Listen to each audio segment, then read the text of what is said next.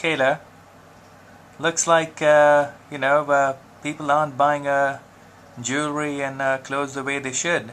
What should a smart woman do?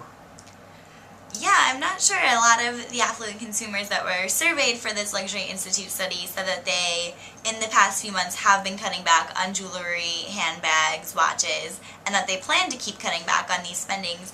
And one of the points that Mira made was that luxury brands are kind of losing their credibility. They're not as glamorous to affluent consumers who kind of just feel that they're not upholding high enough standards for luxury consumers to really spend the high price points that they're asking for. So she was suggesting that marketers kind of go back to their origins and just explain why people have to pay these high price points, and that might persuade a few more people to do so.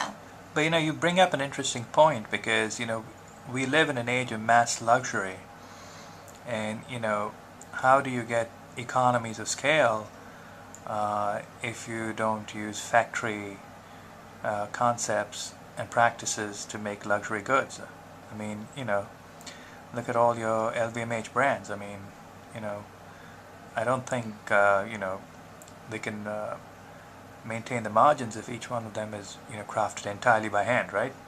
Well, I think part of the luxury mystique is that they're not as readily available. So I think if they maybe cut down a little bit on how many things they are producing, they could increase the standards and the qualities of those that they do make.